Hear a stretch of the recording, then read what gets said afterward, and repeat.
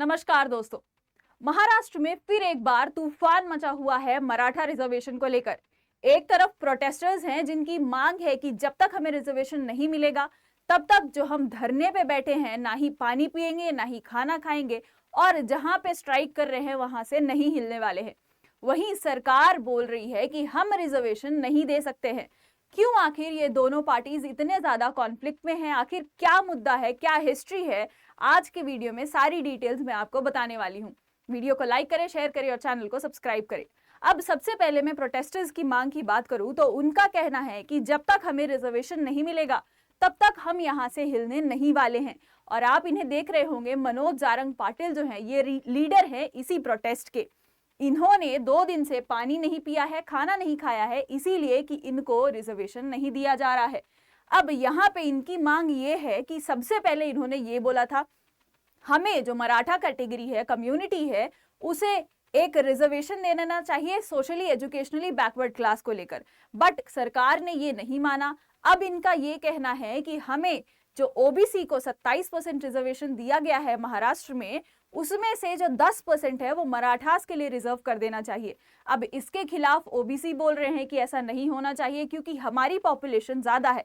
महाराष्ट्र में टोटल लगभग 12 से 13 करोड़ पॉपुलेशन है। अब इसमें जो मराठा सेक्शन है वो 30% आते हैं, जो ओबीसी सेक्शन है वो 35% तक आते हैं, यानी उनका पॉपुलेशन ज्यादा है। उनका कहना है कि अगर हमारा 10% आपने दे दिया तो हमारे साथ नाइंसाफी होगी। लेकिन मराठास का कहना है कि हमारे पास तो कोई रिजर्वेशन ही नहीं है, तो हमें भी तो कहीं ना कहीं रिजर्वेशन लेना होगा। अब इन्हें सोशली और एजुकेशनली बैकवर्ड क्लास में क्यों रिजर्वेशन नहीं दिया जा रहा है? क्योंकि आपको याद होगा एक इंदिरा सहानी केस हुआ है 1992 का, जिसमें यह कहा गया था, सुप्रीम कोर्ट ने वर्डिक्ट दिया है कि 50% से ज्यादा रिजर्वेशन कोई भी स्टेट नहीं दे सकता है। अगर मराठास के लिए रिजर्वेशन दिया गया महाराष्ट्र में तो हो सकता है ये होगा कि 50% का जो लिमिट है वो खराब हो जाएगा, वो अनलिमिटेड मतलब वो मिट जाएगा, यानी कि 50% के ऊपर जाने तक आप नहीं दे सकते हो रिजर्वेशन। इसीलिए इन्हें एक अलग कैटेगरी में नहीं दिया जा रहा है। इनका मांग है कि ओबीसी से ही 10% दे दिया जाए। अब इसकी हिस्ट्री भी है दोस्तों, जिसके बारे में हम बात करने वाले हैं। यहाँ पे आप देखेंगे कि हाईकोर्ट ने भी चिंता जताई है कि जो ये प्रोटेस्टर्स हैं इनको क्या करना है, आरक्षण आंदोलन से जो मुंबई में आ रहे हैं उसको क्या करना है। बहुत गंभीरता जताते हुए कहा है कि ये जो है इनको मुंबई में आने नहीं देना है। सरकार के सड़कों खाली करने का बोला है और जो आंदोलनकारी है उनको मुंबई में प्रवेश करने से रोकना है। अब मुंबई में ही क्यों? क्योंकि महाराष्ट्र में जितने भी लोग हैं ये मराठा रिजर्वेशन को सपोर्ट करते हैं, वो महाराष्ट्र के मुंबई, यानी यहाँ पे आप देख रहे होंगे आजाद मैदान, ये जो है ये यूनेस्को वर्ल्ड हेरिटेज साइट है। छत्रपति शिवाजी महाराज टर्मिनस, इसी के पास में आजाद मैदान है, वहां पे ये प्रोटेस्टर्स इकट्ठा हुए हैं और वहीं पे बैठ के धरना दे रहे हैं। इसीलिए हाईकोर्ट चिंता जताते हुए कह रहा है कि हमें इन्हें मुंबई में आने से रोकना होगा और जो संतुलन है वो ना बिगड़े, क्योंकि कल इस भीड़ को देखकर बहुत ज्यादा ट्रैफिक था वहां पे। हो सकता है कि इस भीड़ की वजह से स्टैम्पीड हो जाए, रायट्स हो जाए इन कम्युनिटीज के बीच में, इसे रोकना होगा। इसीलिए सरकार चाहती है, हाईकोर्ट चाहती है कि ये जो आंदोलन है ये जल्द से जल्द रुक जाए। अब यहाँ पे आप देखोगे आंदोलनकारी जो है मनोज जारंग पाटिल है, उन्होंने कहा है कि मैं पर्सनली भूख हड़ताल करूंगा और तब तक पानी वगैरह नहीं पीऊंगा जब तक आप मेरी मांगे पूरी नहीं कर देते हो। यानी एक तरीके से वो चेतावनी दे रहे हैं सरकार को कि मेरी आरक्षण मांग को जब तक पूरा नहीं करोगे, यानी जो 5 करोड़ मराठास हैं उन्हें जब तक आप रिजर्वेशन नहीं दोगे तब तक हम इस धरने से हिलने नहीं वाले हैं। यहाँ पे आप देख सकते हो किस तरीके से लोग इकट्ठा हुए हैं और इससे भी ज्यादा संख्या में लोग इकट्ठा होते हैं मुंबई में इसी स्पेशली मराठा रिजर्वेशन के प्रोटेस्ट के लिए। अब अगर इसकी हिस्ट्री देखी जाए तो हिस्ट्री से क्या पता चलता है हमें, आखिर किस बेसिस पे ये मराठा रिजर्वेशन मांग रहे हैं। तो अब हम देखेंगे हाल ही में जो कार्यकर्ता है मनोज जारंग पाटिल, उनको क्या बोला गया कि मराठाओं के लिए शिक्षा और सरकारी नौकरियों के लिए क्या करना है, आरक्षण चाहिए इन्हें, यानी socially and educationally backward class के लिए। अब आप जानते हैं महाराष्ट्र जो है वहां पे मुंबई जैसी सिटीज है, मेगा सिटीज है, पुणे जैसी सिटीज है, यानी कि महाराष्ट्र की जो पॉपुलेशन है उन्हें इतनी ज्यादा जरूरत नहीं होती थी पहले के टाइम कि हमें भी गवर्नमेंट जॉब होनी चाहिए, हमारी भी एक सरकारी नौकरी होनी चाहिए। जितना आप इसका एक ट्रेंड देखते हो यूपी या बिहार में, वहां पे तो सबके ही मुंह पे रहता है कि हमें आईएएस अफसर बनना है। अगर नहीं भी बने तो कहीं ना कहीं चपरासी की भी नौकरी मिले, लेकिन वो सरकारी होनी चाहिए। ये वो जो नॉर्दर्न स्टेट्स हैं उसमें है। लेकिन महाराष्ट्र में क्योंकि अच्छा इंफ्रास्ट्रक्चर है, प्राइवेट सेक्टर डेवलप्ड है, इंडस्ट्रीज है, लोग माइग्रेट करते हैं वहां पे आके काम करने के लिए, तो इतना ज्यादा ट्रेंड नहीं बना हुआ है सरकारी नौकरी के लिए। लेकिन अब उन्हें जरूरत पड़ रही है कि हमें भी जो सरकारी नौकरी है और एम्प्लॉयमेंट के लिए रिजर्वेशन चाहिए होगा, जिसके लिए अब मराठा रिजर्वेशन की मांग ज्यादा भड़क गई है महाराष्ट्र में। अब यहाँ पे देखोगे कि मराठा जो मुख्य रूप से क्या है, किसान और भूस्वामी, मतलब अब ये जो है दोस्तों एक कुनबी करके भी सब कैटेगरी है महाराष्ट्र में। महाराष्ट्र में जो मराठास हैं इनका कहना है कि हम क्या है, अग्रेरियन कम्युनिटी है, हम जो है वो लैंड ओनिंग कम्युनिटी है, तो हम क्या करते हैं, सबसे ज्यादा ये जो एग्रीकल्चरल वाली प्रैक्टिसेस है वो करते हैं, इसीलिए हमें रिजर्वेशन देना भी चाहिए। अब यहाँ पे आप लास्ट में देखोगे पिछले कुछ वर्षों में जो कृषि क्षेत्र है वो बहुत ज्यादा क्या हो गया है, जातों के लिए विभाजन हो चुका है और समस्याएं बहुत ज्यादा बढ़ गई हैं। इसीलिए अब हमें भी रिजर्वेशन चाहिए, क्योंकि वो समझते हैं, वो मानते हैं, वो ऐसा कहते हैं कि हम एग्रेरियन कम्युनिटी से आते हैं और हमें बहुत सारी समस्याएं फेस करनी पड़ती हैं। अब यहाँ पे एक चीज आप देखोगे कि अधिकांश जो मराठा है वो मराठी नहीं बोलते हैं। एक परसेप्शन होता है कि जो मराठास हैं वो सिर्फ मराठी ही बोलते हैं, तो ऐसा नहीं है। कई ऐसे लोग हैं जो मराठी नहीं भी बोलते हैं। महाराष्ट्र में जो मराठा राजनीतिक है वो सबसे ज्यादा, अगर मैं बात करूं, अब इन्हें एक और क्या बोल सकते हैं, ड्रॉबैक कि क्यों नहीं मिल रहा है रिजर्वेशन, बोला जाता है कि ये पॉलिटिक्स में बहुत ज्यादा इन्वॉल्व है और बहुत ज्यादा अच्छा फुल फ्लेजेड हो रहे हैं। क्योंकि 20 मुख्यमंत्री जो रह चुके हैं महाराष्ट्र में, उसमें से 12 जो थे वो मराठा कम्युनिटी से थे, यानी कि बहुत अच्छे सोशली एंड पॉलिटिक्स में इन्वॉल्व हैं। तो इन्हें रिजर्वेशन की क्या जरूरत है, लोगों का काउंटर ये आता है। अब यहाँ पे मैं बता दूं, एक ऐसी कम्युनिटी है दोस्तों, सब कैटेगरी जो आती है वो कुनबीस की है। कुनबीस जो महाराष्ट्र के हैं, इनका, मराठास का कहना है कि हमें भी इसी कुनबी कम्युनिटी में डाल के हमें भी रिजर्वेशन दे देना चाहिए, जो कि कुनबीस के पास ऑलरेडी रिजर्वेशन है। तो अब कहां से प्रमाण आता है कि आखिर मराठास जो हैं वो कुनबीस में आते हैं? इनका कहना है कि आप रेफर कर सकते हो गैजेटर्स को। अब ये गैजेटर्स बहुत पुराने हैं, बहुत पहले लिखे गए थे, जब हैदराबाद भी महाराष्ट्र का क्षेत्र था। यानी कि आप हैदराबाद गैजेटर को देख सकते हो और सतारा गैजेटर को देख सकते हो, जिसमें कि ये लिखा गया था कि मराठा जो वर्ग है वो कितने ज्यादा पिछड़े हैं और उन्हें रिजर्वेशन की जरूरत है। लेकिन जो काउंटर में है उनका ये कहना है कि आप आज के समय की बात करिए, ये तो आप बात कर रहे हो 100-200 साल पुरानी, जब वो लैंड ओनिंग कम्युनिटी थे, जब वो पिछड़ा वर्ग थे। लेकिन आज ऐसा नहीं है। आज आप एक इकोनॉमिकली बहुत अच्छे कम्युनिटी हो, फिर क्यों आखिर रिजर्वेशन के लिए लड़ रहे हो, लोगों का ये भी कहना है।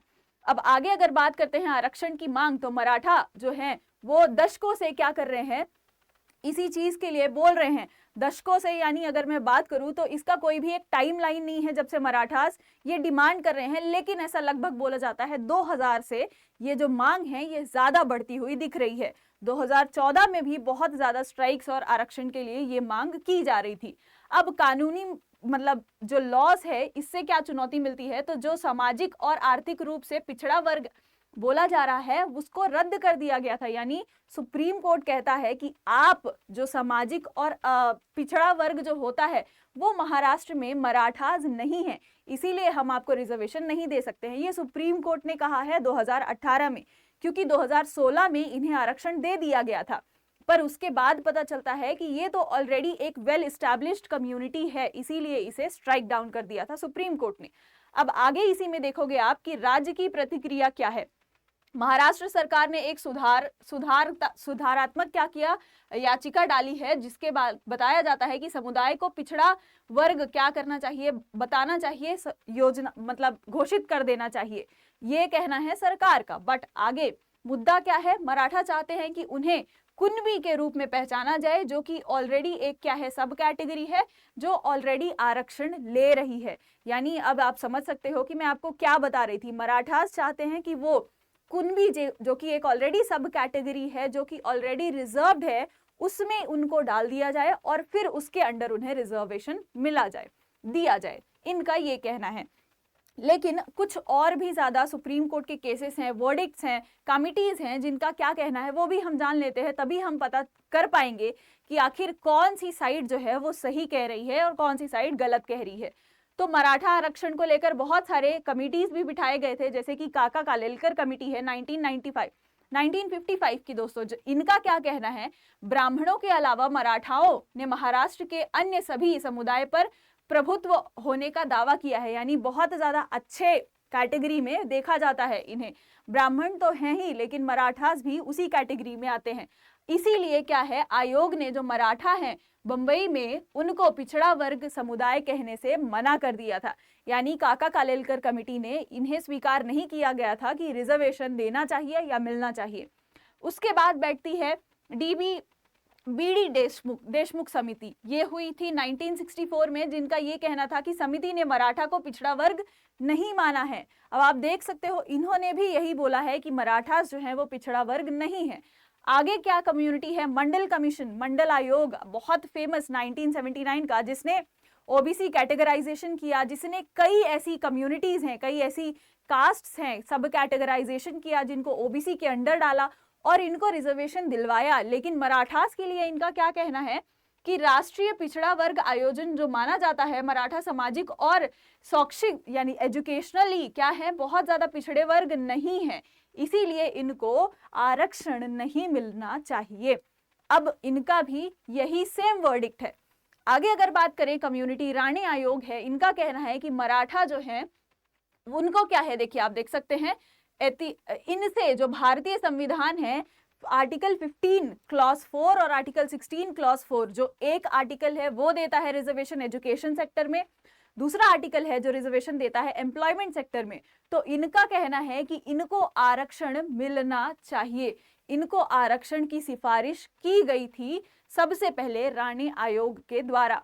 इनका कहना है कि एजुकेशनली और एम्प्लॉयमेंट में देखा जाए तो मराठा रिजर्वेशन मिलना चाहिए, क्योंकि इनके पास इतना आरक्षण नहीं है। अब आगे अगर देखें, एक और कम्युनिटी है, आप देख रहे होंगे, गायकवाड़ आयोग जो है 2017 में, इनका भी यही कहना था कि सामाजिक और आर्थिक रूप से ये क्या है, पिछड़े वर्ग हैं, इसीलिए इन्हें रिजर्वेशन दिया जाना चाहिए। लेकिन उसके बाद भी अभी तक सरकार ने इन्हें रिजर्वेशन नहीं दिया है, इसीलिए ये बहुत ज्यादा, अब देख रहे हो, तनावपूर्ण स्थिति बन रही है महाराष्ट्र के मुंबई में। अब एक और चीज है जो सुप्रीम कोर्ट का केस ही है दोस्तों, वर्डिक्ट है। आपको जैसे मैंने बताया था, इंदिरा सहानी केस, उसमें क्या बोला गया था कि 50% से ज्यादा रिजर्वेशन आप नहीं दे सकते हो, क्योंकि अगर 50% से ज्यादा रिजर्व कर दिया तो बाकी जो जनसंख्या है उसका क्या होगा भाई, उसको भी तो ऐसा फील होगा कि हमें तो रिजर्वेशन दिया ही नहीं गया। तो उससे अच्छा तो फिर ऐसा ही कर देना चाहिए जो कि राहुल गांधी कहते हैं। राहुल गांधी उनका कहना है कि सबको ही, अगर मेरी सरकार आ गई तो मैं सबको रिजर्वेशन दूंगा। आप देख सकते हो, जिसकी जितनी आबादी उतना उसको क्या है, हिस्सेदारी। इनका कहना है कि जब इनकी सरकार आ जाएगी तो ये क्या करेंगे, जिसकी जितनी आबादी होगी, या तो सेंट्रल लेवल पे हो या स्टेट लेवल पे हो, तभी ही कांग्रेस की जो सरकार है, कांग्रेस जो पार्टी है, वो इतना जोर देती है कि हमें कास्ट सेंसस करना है, ताकि क्या कर सके, डिवाइड कर सके, हर एक स्टेट को एक सेंसस बनाया जाए और स्टेट का सर्वे हो, ताकि हम डिवाइड कर सके और पता चल सके कि कौन सी कास्ट कितनी है, ताकि हम उसको क्या कर सके, रिजर्वेशन दे सके। जितना कास्ट, जितने आबादी है उतना उसको रिजर्वेशन। अगर ऐसे ही महाराष्ट्र में भी होता रहा तो इनकी बात तो सही हो जाएगी, राहुल गांधी की बात सही हो जाएगी कि जिसकी जितनी कास्ट, जिसकी जितनी पॉपुलेशन है उसको उतना रिजर्वेशन दे देना चाहिए। अगर ऐसा हो गया तो फिर बहुत ही खराब चीज हो जाएगी। पर मराठास भी अब डगमगाने के लिए तैयार नहीं है। उनका कहना है कि जब तक हमें रिजर्वेशन नहीं दिया जाएगा तब तक हम यहाँ से हिलने नहीं वाले हैं, पानी नहीं पिएंगे, भूख हड़ताल पर बैठे रहेंगे। अब मैंने आपको सारी की सारी हिस्ट्री बता दी है, सब क्लैरिटी दे दी है। आप किस तरफ है, आप क्या चाहते हैं कि क्या महाराष्ट्र में जो प्रोटेस्टर्स हैं मराठा रिजर्वेशन को लेकर, क्या वो सही हैं? क्या उन्हें ओबीसी का जो 27% रिजर्वेशन ऑलरेडी दिया गया है उसमें से 10% मराठास को रिजर्वेशन दे देना चाहिए, उनके लिए रिजर्व कर देना चाहिए? क्या आप सही समझते हैं? उन्हें कमेंट्स में बताइएगा। और अगर आप चाहते हैं और अगर आप सोचते हैं कि हो सकता है सरकार सही हो, इन्हें ओबीसीज को फिर नाइंसाफी हो जाएगी, वो भी पक्ष आप अपना कमेंट में जरूर लिखिएगा।